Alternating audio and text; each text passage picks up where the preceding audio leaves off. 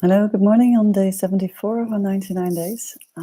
Sorry I had to break up earlier yesterday, or all of a sudden actually. So I want to continue a little bit with this subject without trying to repeat what I said yesterday.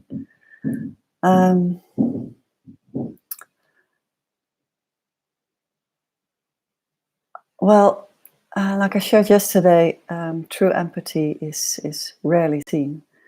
And I would like to give you some examples actually how often people react in situations where people want to share themselves, and perhaps you can relate to that, have experienced it, or even are doing it yourself unconsciously, and I hope that helps you to look at those situations differently and see where true empathy actually is needed.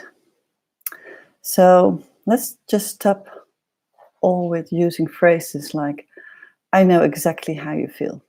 When someone, a friend or a colleague or a family member, shares something that he or she experienced something, or sharing about that he or she is in a breakup, then you hear a lot of times like, oh, I know exactly how you feel. Well, you don't. No one knows exactly how the other person feels. Even if you have a huge and high sensitivity and can exactly feel what the other person feels in the sense of the frequencies in the system, in the body system of that person. And even if you can see the emotion showing with that person who shares about her story or just about the first line of the story, you still don't know how that person is really feeling, in the sense you don't know what kind of emotions are coming up, what kind of thoughts are coming up, what the story is behind that emotion. So in that sense, you're not sure how aware that person is of what is actually feeling, him or herself. So perhaps you feel that there is a lot of anger or fear to being sensed in that body, that you're not even aware, that you're not sure that the person is even aware of his own feelings there in that body and his own senses there. So the phrase, I know exactly how you feel, can never be said, never ever. So a reaction to an event like, oh, I'm breaking up with my partner, could at the most, as an example, could at the most be like, oh, that must feel intense to me, but how does it make you feel? Or how do you feel about it? Or how would it feel to you to share something about it, how you feel? Or are you opening up? Or are you willing to share a little bit more about it? So just ask an open question instead of making a conclusion. Because what happens with the person who receives that conclusion from you, that you are the one who knows how he or she is feeling, is that there's no room for the story anymore. There's no room for the honest emotion to be shared anymore. So you immediately shut that person down and actually take away the opportunity to share that emotion with you from her perspective or his perspective. And if we do that, and as we do that very often with each other, very well meant, but it often doesn't really help. It actually creates a lot of fear for being vulnerable. Because if you feel vulnerable about something that happened to you, and you actually are already courageous enough to share that with the other person, like his first sentence, oh, like this happened to me yesterday, and that other person is actually shutting you down with taking over the story or knowing how you might feel, then the next time that person won't open up anymore. Because that feeling or that reaction gives a very uncomfortable feeling. And the other example that happens very often is when you share, like, oh, I broke up with my boyfriend, for instance, is the same example. And then the other person reacts like, oh, I know how this is, and I know exactly what you're going to experience. And I've had so many friends who are going through the same as you, and I know you might not feel bad right now, but I know it will come later. And then they kind of take over the whole story, or even tell their experiences. Like when I went through my divorce, or when I went through my breakup, this and this happened. And then the person who actually started the conversation with opening up never has a chance to even open up. So taking away the moment that a person wants to share something creates a lot of patterns again that we actually want to get rid of. And why are we actually doing it? Why do we want to take away the story of the other person? Why is that? Why is it about us all of a sudden when we say, like, I know exactly how you feel? Why is that even necessary? Why is it even relevant that you know? Because you then are all of a sudden the expert. You can show that you actually know how life is. And of course, it's okay to share your experience after you've heard the experience of the other person or the emotion of the other person. And then you can ask, like, would you like to hear how it went for me? So I would always, I would really focus on open questions. And at the beginning, it might feel artificial. It might feel like you're being all of a sudden the professional or the coach or the therapist. But it really helps for other people to just share their story. And it's good for people to share stories. I know I've said often it's not about the story. And on the long run, it never is. But feeling connected with each other and being in friendships or in partnerships or being with colleagues, to bond as humans, especially when we're not all at the same level of awareness, it really helps to share stories just by sharing the story in itself. So you release actually the system. And not to go into drama together. Not like a reaction, like, oh, that must be so dreadful for you. And I can really see that you're in pain. And oh my God, it happens so often nowadays. And isn't this world going blah, blah, blah? And then the whole story ends in kind of a big drama. That's not really helpful. But sharing an honest emotion about something that recently happened is very helpful to release that tension in the body. To be that you have another person, a friend who's just opening up for you, hold space for you, ask an opening question so you can dive deeper within you. And you just have to ask questions starting with how, or can you share, or are you willing to, or how would it feel? And if you want to share something about your feeling, then start something like, it feels to me. Not like, I know it is like that. Not like a status, no, like a, how do you say that? Like something is stated as a truth. But just keep the conversation open and try to get yourself out of that conversation as an expert. Because you're not the expert, actually, it's not about you at all, because the other person wants to share something. So your experience in this is actually completely irrelevant, unless the other person asks. Like, have you ever experienced something like this? And then you can share your side of the story. And the other thing that happens is that people draw conclusions. Like, it's the same as I know how you feel, but also like they draw conclusions, like they have an opinion actually what happened to you. I had that a lot of times when I shared about my divorce and my decision to divorce, or our decision to divorce.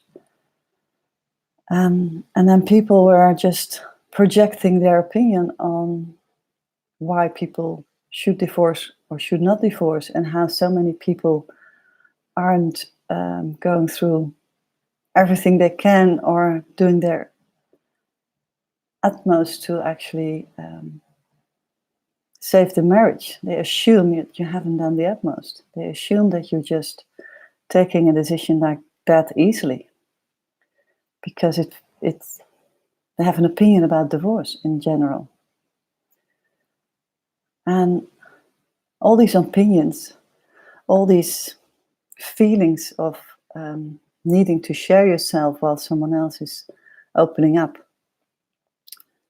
is a very damaging way in this society, or in many societies actually, or on planet in general.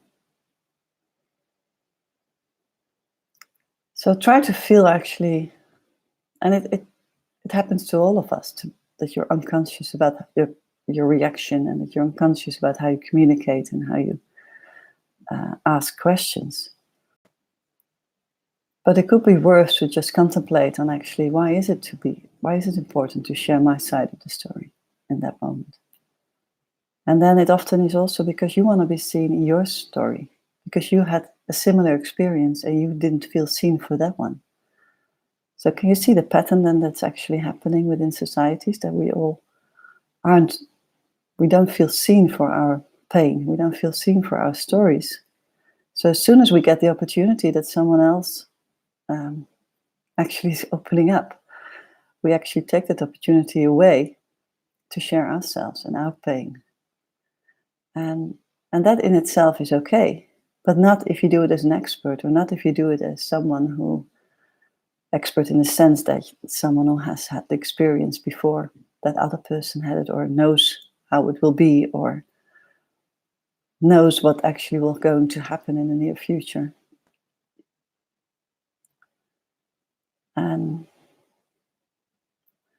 And that's inability of us to be open and truly empathic, because that's what's missing here. We're not empathic when we share ourselves and our stories without listening to the other person. And that lack of empathy in society is painful, and is actually missing. It's even missing more than creating awareness, in my opinion. If we all would be able to be empathic beings, then people will heal so much faster, and pains and the smaller traumas won't be stored in our bodies anymore, because we can just immediately release it when we can share it openly and someone else holds space for us.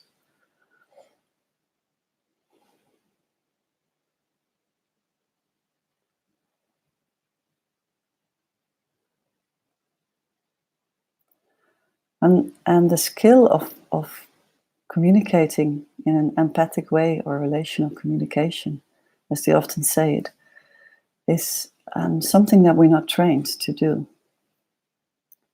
And I would love to see that happen actually in our education system for children, to learn how to react to other people, to learn how to ask open questions, to learn to be vulnerable in sharing, and also to learn to ask for your story to be heard. So if someone else say like, "Oh, I know exactly how you feel," you also have the responsibility as a person who wants to share something of her story, the one who started the story, like I broke up with my partner. Then you also have the responsibility to share like, "Hold on, you don't know actually how I feel. Are you open to listen to my side of the story?" And again, you really need to ask time for yourself, and to ask the other person to hold space. We can teach each other this. We don't have to expect other people to become empathic beings when we never have even learned the skill how to communicate in this way. And you don't have to be annoyed or react as a victim, like you never listened to me, and now stop please, so I can share my side of the story.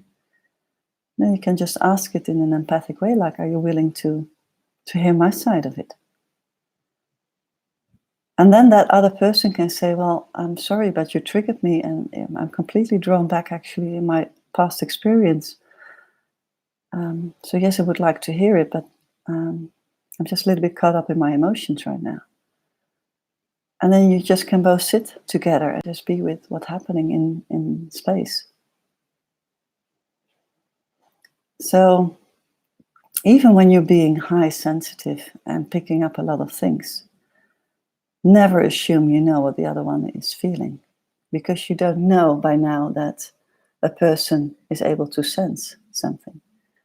And you don't know the story behind the story. And you don't know what happened behind the doors. So you don't know what happened in relationships. You don't know what happened, how that person is feeling about the situation.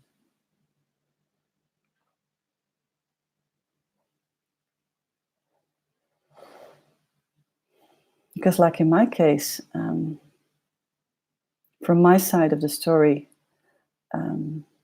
finally deciding to go for a divorce also gave me a huge relief, a huge sense of freedom, and a sense even of pride towards myself that I was able to make that decision, despite the fact that I could not make it before, because I knew how much pain it would cause others, especially the children, who were, of course, the innocent victims here. But if another person already says, like, you have to feel horrible after you break up or after a divorce, then you don't even get the ability to, or the opportunity to share that, because another person already assumes how you must feel. And then when I said something like, in certain situation when they were closer friends, like, well, actually, I do feel kind of relieved. Then the person will look at, well, then, but the shock will come later, or the pain will come later. You might feel relieved now, but it will come later. And I was always so surprised, like, how can you know how this will happen for me? And does it really help me to know that? To know what comes in the near future? To know what pain I might feel? Does it really help me in that process, in that moment, to be warned for something worse? No, it doesn't. No one is helped by that, because you only create more pain, actually. You only create expectations of situations that get worse. So, and just shortly back on sympathy. Sympathy is actually just putting yourself above the others. You just belittle the other person, like, oh, poor thing, you must be in pain. And that's the energy behind it.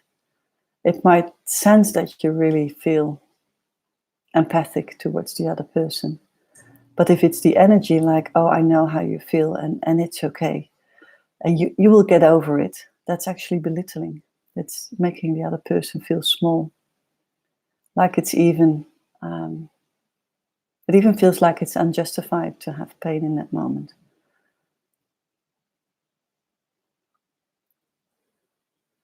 So our communication is actually a huge important skill to develop when you are raising in awareness. And it actually goes together in a way, because when you raise your awareness, you're already changing the language.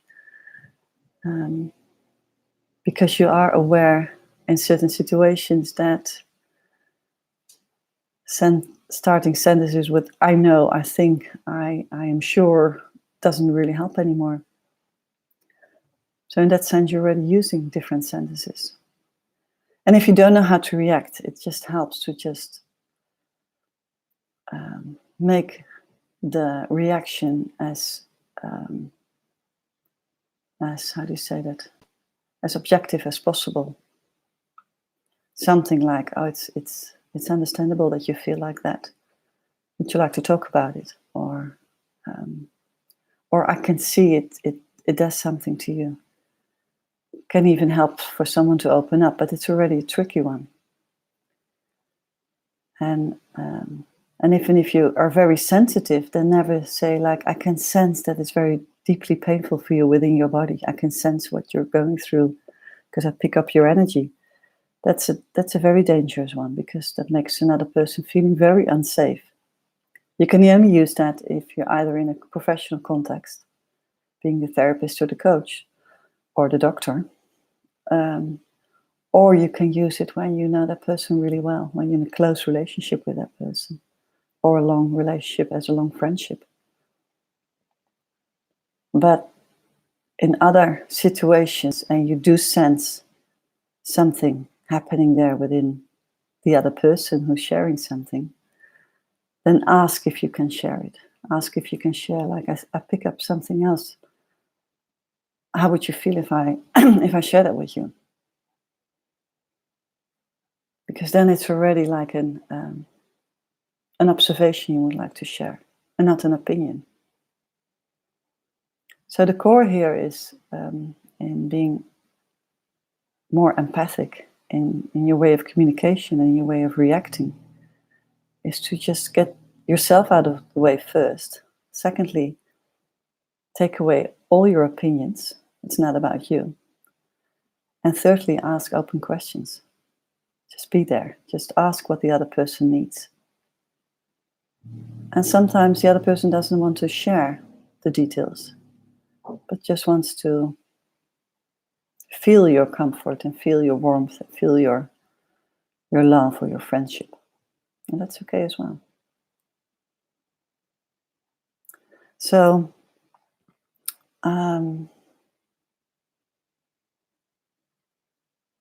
yeah, I think it's enough about this subject.